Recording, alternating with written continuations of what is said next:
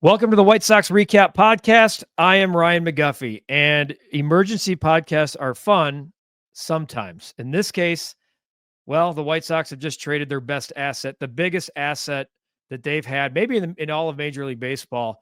The winter meetings conclude with a bombshell. They start with Juan Soto signing a 15-year deal with the Mets. It ends as people are wrapping up the Rule 5 draft, and Garrett Crochet goes to the Boston Red Sox for a prospect haul. I know it has White Sox fans feeling maybe uneasy, maybe as if, well, here we go again. Well, I'm here to tell you a little bit more as to why you should feel good about the prospect return for the Chicago White Sox. And we're going to go to Boston in order to get a bigger perspective on what this means, not only for the Red Sox, but for the White Sox, when my old friend Joe Weil, yes, old friend, and we'll get into that, joins me for this edition of the White Sox Just Traded Garrett Crochet to Boston podcast, and it starts right now.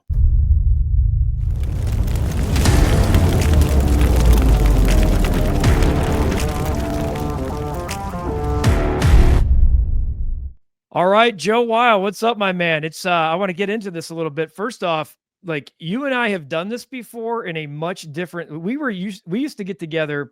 I met you at first, I believe it was in Salem, Virginia, the first time I actually met you in person. We had spoken a little bit prior to that.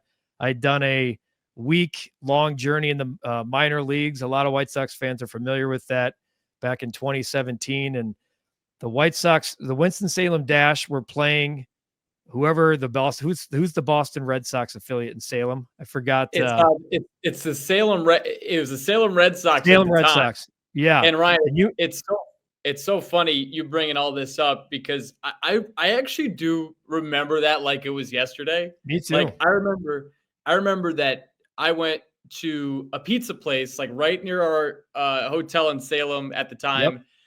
Tanner Banks, Zach Collins were there filming some stuff. I remember you came to the field afterwards, Lewis Gale Field, and I remember you talked to Dane Dunning and Luis Basabe and everything. And the future seems so bright. Even at that point, the White Sox didn't do well in 17, but the future seemed like, okay, the sky's the limit. And we got to see a little bit of got a couple playoff appearances there, and it was cool to see some of those guys get to that point, but obviously it was so short-lived, and here we are kind of in a similar spot. It's a little eerie at the same time, Ryan, like you and me having these conversations, and it's so great to chat with you.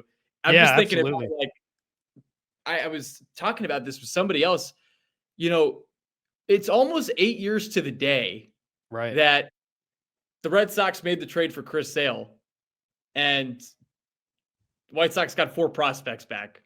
Yeah. And here we are, literally. And the number one prospect. I mean, here, not to cut you off, but here we are, like you said. And a lot of people think, Crochet is like Sale Jr. So there's like, it's this PTSD from just getting over the Yohan Moncada and Michael Kopech experience here in Chicago. And it's a very much a what have you done for me lately feeling. And the White Sox have done nothing lately. And to backtrack a little bit, I'm getting Joe on this podcast, not because so we can reminisce about what it was like to call minor league baseball 7 years ago.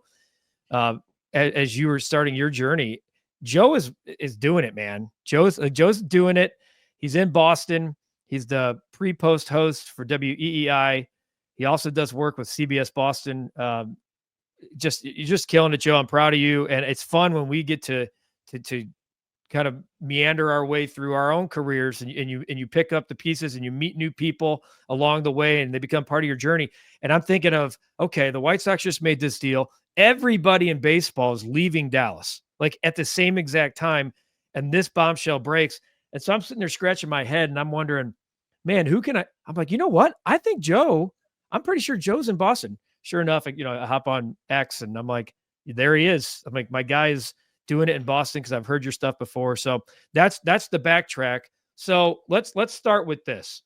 The White Sox, I'll just go over the trade for those people who are just realizing that if they're listening or watching this for the first time. Sox have traded Garrett Crochet to Boston for catcher Kyle Teal, outfielder Braden Montgomery. Now those two are the crown jewels of the trade. Kyle Teal's the 25th rated prospect in all of Major League Baseball. Braden Montgomery was the number 1 pick of the Red Sox this year.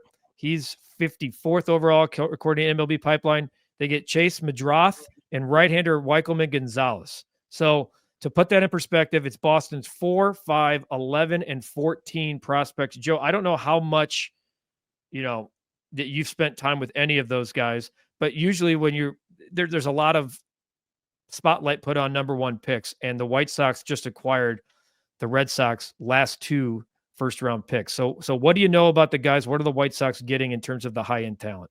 Yeah, they're getting let me first say this, Ryan. I think this was a great trade for both sides. The more I've thought about it, the more I think both sides actually came out really well in this, because the Sox needed a pitcher with upside of ace potential, and they got that in Garrett Crochet.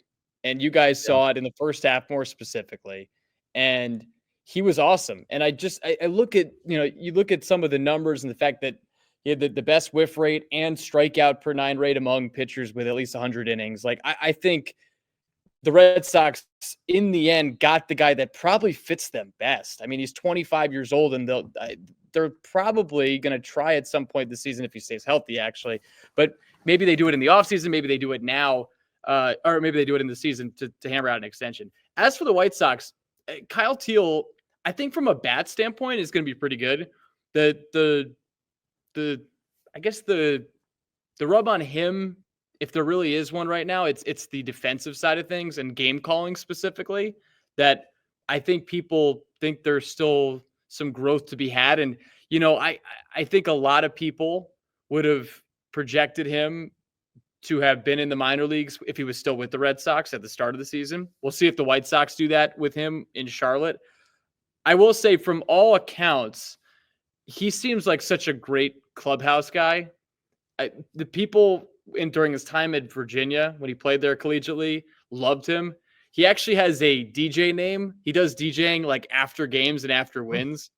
And his DJ name is DJ Bass Monkey, which I had a chance to talk to him for one of our pregame shows. And he seemed like, a really great clubhouse guy, and a guy that everybody seems to really be getting along with. And I think a leader at that too. So I think the White Sox are getting a really good piece in getting him back.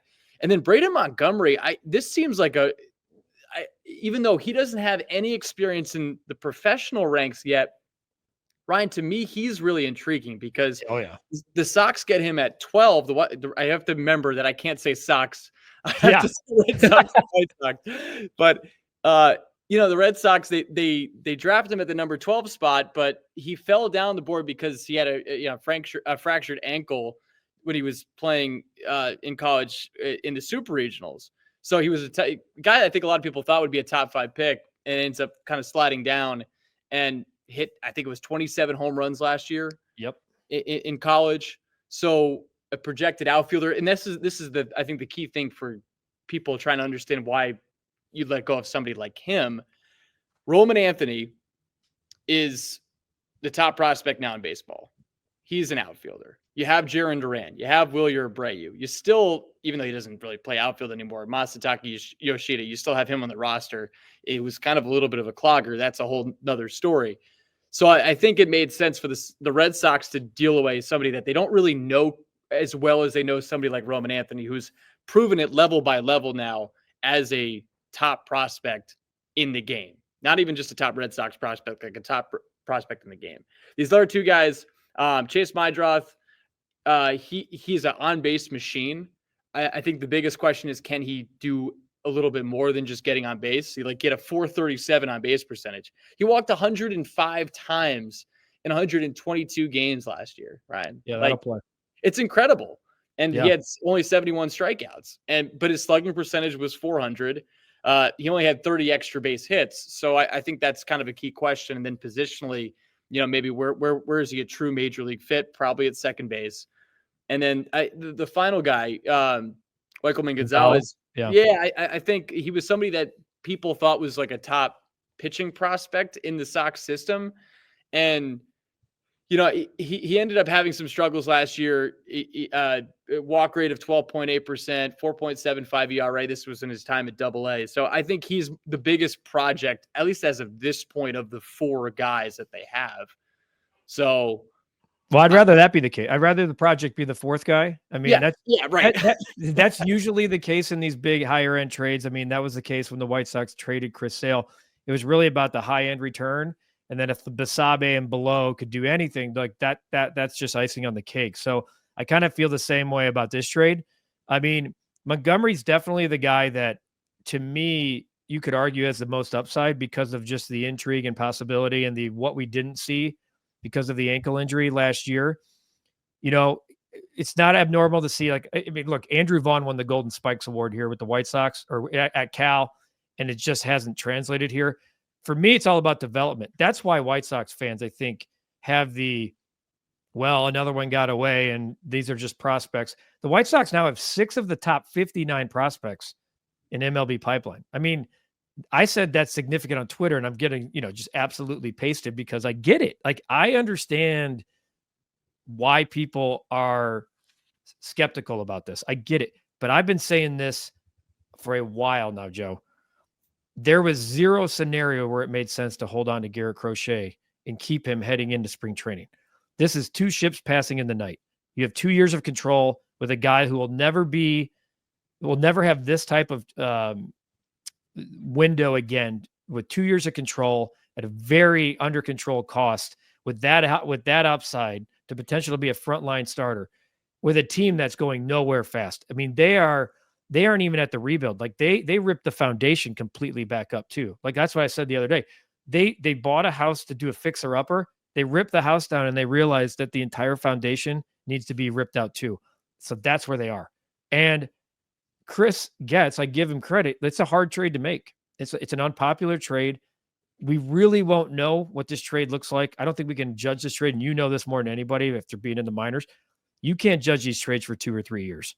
It's just, that's just the way of doing business in these things. Garrett Crochet may win 17 games for the Red Sox. He may record the last out of the World Series, as we saw with Chris Sale. I thought that trade it didn't hurt at all to me at the time because that's what needed to happen for the organization. They didn't complete their side of things. They failed in how they never signed the high price free agent. They never developed the guys. They never got to the finish line. And that's on the organization. Chris Getz is trying to change the narrative. Even though they're 41 and 121, it's going to take time to do that. That's why, to me, like there was so much talk about the White Sox and Red Sox and Abreu. And I'm like, there's no way the White Sox want Abreu. They want the player. They just don't want him right now at where they're at. They'd rather have a guy that's ready in 26 or 27. Because, Joe, I don't see a scenario. I literally don't see one where the White Sox are competitive before 2027. And I'm talking competitive to me means you're at least in the discussing that last wild card spot come the trade deadline. So, and the last thing I'll add for what, the one concern for Boston would be, you think you know what you're getting in Garrett Crochet. You think like the talent's an A+. He did go out and make every start all season long, though he never went more than 4 innings in the second half. That was for Ryman. That was calculated, obviously. And I do think we saw Garrett Crochet can handle the workload of being an every 5-day guy.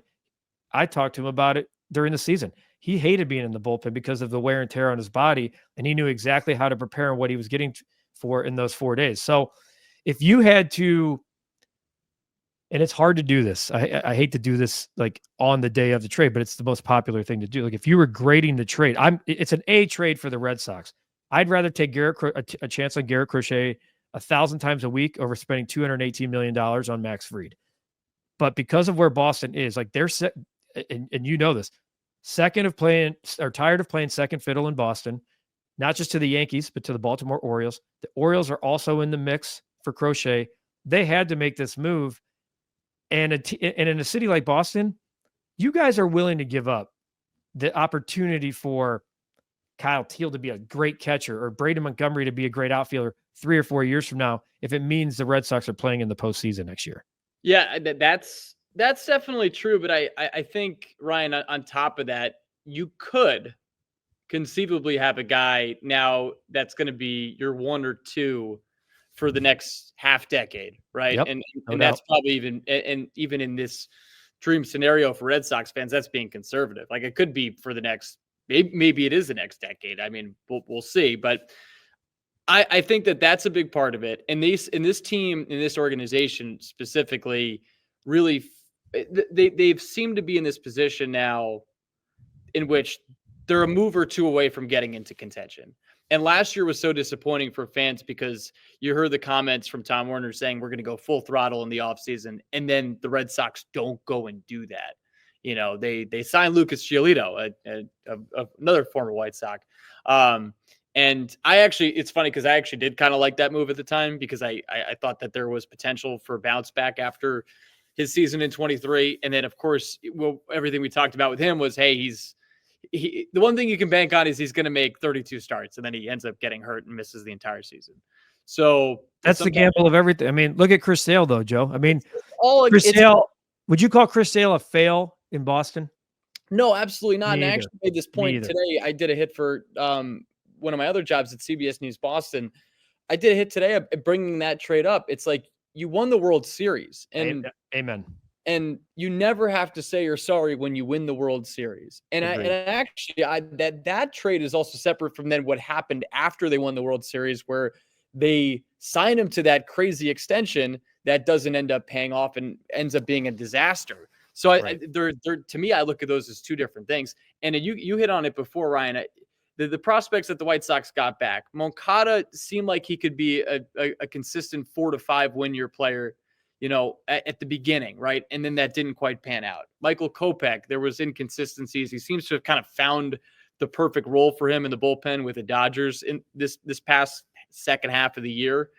And then Basabe didn't work out. Victor Diaz, who was the fourth member of that deal, I saw him in Winston-Salem threw gas, but it was such hittable. Did he hit you with it though? Was he throwing it to the booth? Everybody hit it. It was the most hittable 100 miles an hour I've ever seen. Straight as an arrow. Yeah, rockets left and right. So anyway, we're getting a little off topic, but I'll try to bring us back in.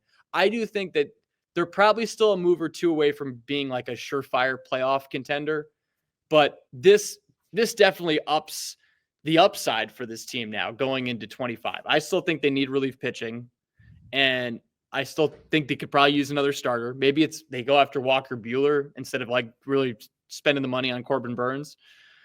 But they could use a right-handed back because now they lost Tyler O'Neill to the Orioles, and they're so left-handed heavy. And Luis Roberts available if you'd like to make a separate deal. maybe that ends up happening. I mean, there's more prospects to be had for the Red Sox side of things, but I think they're going to stick with the key guys that they have in the system now, Ryan. Like I would be a little bit surprised if the Sox trade. And I don't know how well you guys, your audience, or the Red Sox system, but you do have Christian Campbell, you have Roman Anthony, you have Marcelo Meyer. And there's a lot of people going, why didn't we get those guys? And the reason for that, not to cut you off there, is just, look, they got 2 of the top 54. Yeah. Not one team in baseball traded a top 100 prospect at the deadline. Not one. You got 2 top 54 top 54 prospects. Two former number 1 picks in the last 2 seasons. So the arrow on those guys usually is pointing straight up. I mean, you got a guy in Montgomery that they just threw into the middle because they really don't know how to rank him. They know the upside is there. So hell, we'll just put him in the top half and see what happens. That guy, he could vault up to 25 with a really hot start in high A or double A. Like it could go that quick. Rankings are rankings. We've seen them come and go. The reason the Red Sox, you're not getting 2 top 10 prospects for even a Garrett Crochet anymore. Things have changed in the last 8 years since the Chris Sale trade. Like, I don't know if Chris Sale's available today and the Red Sox have number 1 ranked Yoan Moncada, I don't feel like that trade would be made today. They may make that trade for lesser guys if they have, let's say, 6 top 100 guys. I don't know. Just the way baseball has evolved, Joe, I don't see Yoan Moncada going to the White Sox in a trade like that today. I have trouble seeing it too. And on top of that, Ryan, like think about like it just came to my mind, like the Jose Quintana deal, right? Yeah. Where, like I know like Eloy Jimenez did not work out the way anybody hoped in Chicago. And I I was pushing that hype train as much as anybody. I was driving it. Like I was like driving it, putting We my were foot on the using your gas. calls. We were using your calls on the pregame show. Yeah, I was so bought into the hype, and obviously it didn't pan out the way they wanted. But they also got Dylan Cease, and that worked out. Yeah, and it worked out well. So again, I think you hit on the most important point from the White Sox perspective is they're so far down the line, or contention, or even like 500 ball is so far down the line. They're going to lose 100 games, Joe. This year, they're going to lose 100 games in 2025, without a doubt. And I just feel like you were right that this was the time to deal them with 2 years left of control, because you can get a lot back. And I think the White Sox got a lot back. And not every one of these guys is going to work out. You hope, if you're the team trading away a star pitcher, you hope it works out like Cleveland got back with Bartolo Colon, where you get like a Cliff Lee and a Grady Sizemore and a Brandon Phillips. But yeah, that worked out. Yeah, it worked out. It was a haul. But at the same time, I think this was the right move for both teams to make. And the more I think about it, the more I like it for both sides. Yeah. Wrapping up here with Joe Weil from the pre and post game show of the Boston Red Sox out in Boston from WEEI. And it's been a fun conversation. You know, I'm not going to ask you to grade the return for the White. Like I'll give you a couple of quotes here. Like I reached out to Jim Callis, who is, the king of MLB pipeline, as I call him. He actually is in charge of, he told me he's in charge of both the White Sox and the Red Sox top 30. So perfect. Jim knows these, talk about a guy who knows both sides more than anybody. So he's completely slammed, but he says he thinks the White Sox have a very favorable return in the haul that they got from Boston. And then this is another quote from John Morosi of MLB Network. He said that they did very well because they read the market. The Yankees signing Max Fried to $218 million meant the Red Sox had to answer a very good deal to get two of Boston's top 5 prospects. So I don't know if anybody listening or watching are going to like rest easy, or hopefully their heart rate can go down and look at the bigger picture here. Take a step back. The way I evaluate this trade is this, Joe. You mentioned the Bartolo Colon. That's ideal. I think one of these dudes is an all-star. Okay. And one of them, let's pretend we're talking about the top 2 here. One of them is an all-star. The other one is a plug and play. Let's say Teal's a catcher for 5 seasons with the White Sox, and Montgomery's an all-star right fielder. That's a win. That is an absolute win of a trade. It's a loss of a trade if they're both guys that you force to be good, meaning in year 3, it still doesn't look like it's going well. And so you throw them out there in year 4, too, because, well, you traded Garrett Crochet for him, and it just fizzles out much like the first rebuild. That, to me, is the definition of a good trade. Anything you get in the back half of this deal, that's gravy. If you get a high on base number 9 hitter, holy hell, for 3 to 5 years, then it becomes a gravy trade. But you can't evaluate this trade today, at least responsibly, in my opinion. That's how it's a great trade. It fizzles out if it looks anything like the Chris Sale trade. The fun part of this is that we can just bounce back and forth between the 2 trades forever with 2 guys who look virtually the same, although Crochet a much beefier version of Chris Sale. That's true. Yeah, go from there. But if you're giving, in terms of the White Sox, if you have to pick one of the players that is like you would invest your future broadcasting career in, meaning you can't wait to call this guy's game, which would it be?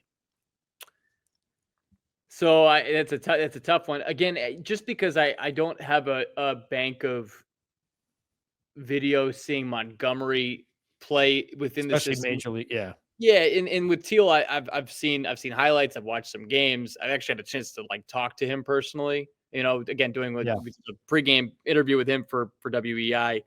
But I do think probably the upside for Montgomery is a little bit higher, and I think it's just because it's the unknown right now, Ryan. Like I just think there's a little bit more about him that we don't quite know yet. Whereas for Teal, it looks like he's going to be like a solid catcher in the major leagues, which is a win, right? Like that's a win. It's an important position, and his bat seems to be there. And I think there's just like a little bit more defensively he needs to do to finally get to the point where he's a major leaguer, but he's about to be.